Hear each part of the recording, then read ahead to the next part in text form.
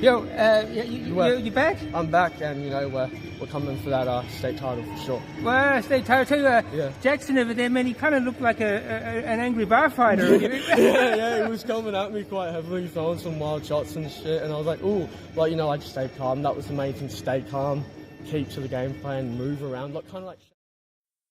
Hi guys, how you doing? Mark Harrington here. I'm in the Caravan studio. Michael Jordan, number 23, is with us. Thanks, Mike. Yeah, if you're a fighter and you've had 1 win or you've had 2 wins or maybe you've had like 7 losses in a row, you want to hear the Noah Coombs story. And so I'm going to keep it short. I'm going to talk about Noah Coombs' quick rise to a state title contender, state title up the top basically. I'm going to talk about his fight with Jago Lawrence, which I think is Muay Thai history in WA, and I'm going to talk about the reason why he's back.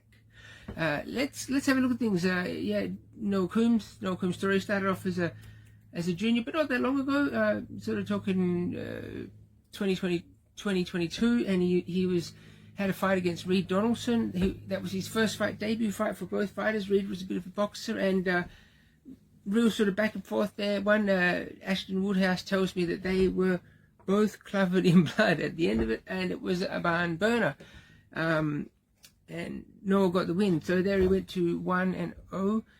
And his next fight, he was up against Jack Stagg from Sway Muay Thai at the same promotion, Vanguard, Tony Fisher and Co. And he got the win there to move to 2-0. And sort of got to understand something a bit about Noah Coombs' style. He's not a massive KO fighter that sort of peters out in the first or second round. He's also not a marathon runner that kind of sort of might have a lot of strategy and go a bit lighter. No, he's not like that at all. He's like a pendulum. He kind of swings out fast, but he swings in hard, and he's a very entertaining fighter, and I think that's why a lot of people like him. But it wasn't all split decisions. Third fight, he got a KO win in the 3rd round at a Kalumunda show, and he was 3-0, moved up to 4-0 at a WA versus South Australia competition, again at Kalumunda, and you can see how he was just building it up. He had a fight against Sean Agoma and lost that one. Sean's an amazing fighter. Next fight was against Jonnie Shen, a well-known guy, and you can see here in the background, Noah got that one. Jonnie said, it impressed me how Noah finished strong. You know, he just sort of kept coming back once again as the pendulum, sort of out fast, hammering in hard. Then he moved to 5-1, and what you got to understand about these state titles is that you need to have a series of wins. You know, it's sort of depending on the sanctioning body. It might be 3 wins in a row. It might be 5 wins in a row.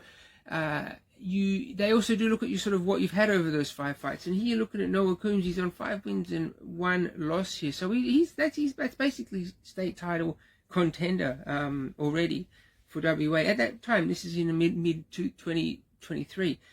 He went on and had another win, and then he was up against sort of basically this got to a peak or a pinnacle, if you like, with him fighting Jake Piggott. And Jake Piggott is the current state title holder. He's a machine. He's a real professional. He's at Scrappy MMA, a fantastic dude, but he's solid as. And that's where, and Noah won this fight. It wasn't a state title, but Noah won it, and that took him to 7-2. And at this point in time, Noah Coombs is pretty much the hottest property in Muay Thai. Everyone's talking about him, in terms of up and comers. 7-2. That's an incredible record in such a tough sport. But let's sort of step back from that peak there, and we're going to talk about this absolute incredible fight. Yeah, Domination. Yeah, people know Darren and Teasha shows Domination. Fantastic shows, fantastic atmosphere. And this was actually about 18 months ago, 2023, and still a very crowded time, very busy time for Muay Thai. Boxing had kind of dropped off a bit. MMA wasn't quite as mainstream as it is today. Still a bit of an outlier, still a bit more of a wrestling thing, not as much striking. Muay Thai was very much the centre sport in WA, and I was there, and it was packed, and this fight was crazy. Even James, it was just a crazy fight, a lot of 8 counts, and Jago Lawrence, yeah, massive fan of that guy, one of my favourite fighters ever. He's got heaps of style, heaps of charisma, heaps of guarding, blocking, high kicks, spinning around. He's the guy. He's very much like Nathan Embleton, the dreaded one, in that, yeah, even a 5-year-old kid who's been bored all night will sort of turn around and go, whoa, that kind of thing. And Noah won this. Noah won this fight, and that was incredible. Great fight for that one. so people are thinking, and yeah, I talked to Jago. He said Noah Coombs was my favorite opponent. He was just hard-headed. I think he's sort of referring to that back in hard and out again, fast and back in hard thing. And no matter what I threw, he would take it and return it straight away. Take it back, return. Pure heart in and out of the ring, and real cool dude, always respectful, a true warrior. And that's the thing about Noah Coombs. He's a real true warrior. And they said, yeah, fighting Noah felt like fighting in the Coliseum. And I was there that night, and that was really something. That was insane. I mean, yeah, look, I've probably been to 100 fighting shows, various fighting shows over the years. You're talking about 1,000 different fights. So that was the best fight that I've ever seen in my whole life. And I'm not knocking some of the other big ones there. Victoria Sullivan and Shannon Gardner and Keane versus Sam Gardner. I mean, there's been some big ones. Brett Dalton back in the day, of course. But definitely for me, Jago Lawrence and Noah Coombs, biggest fight ever. Then moving to the the third point here is so people might be wondering what happened. Noah Coombs story. He was at the top there, and what happened there? He had sort of the fight of the year. I mean, he's had multiple fights of the nights. I mean, about 3 or 4 of his first 7 or 8 fights were fight of the nights. And that's a pretty big deal when you've got 20 fights on a card. Fight of the night, it's a big deal. 40 people, you've been selected as fighter of the night or fight of the night.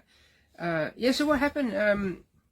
It's kind of getting back to this point about the consecutive wins there. You need the 3 wins in a row, or in some cases 5 wins in a row. UFC, you're sort of looking at 10 wins in a row to kind of, stake your claim or whatever. And he was sort of not all over the place, sorry, but he had a rematch with Jake Piggott, which was a close one, but he didn't get the win there. And then he was sort of fighting interstate a lot, Cairns, and he fought South Australia a couple of times. And he's fighting bigger opponents. He was doing cage fighting, pro fights, fighting tournament winners, MMA fighters, and he just wasn't stringing together those prerequisite wins. So that's why people are probably wondering what happened to Noah Coombs. Why isn't he in a state title? Why isn't he in a national title? That's why, because you need to have the string. You got to string together those wins. And so that's why when we saw Nemesis and we saw, people were thinking, Noah Coombs matched up against. This has been quite a while since we've seen Noah Coombs in WA. He's been everywhere else. Noah Coombs versus gold medalist, sort of 11, 12, 13 wins in a row. Jackson Miller. We thought this is a big one. There you go. We got the win. And you see in the interview there, and Noah Coombs is back. That's the Noah Coombs story. One to watch.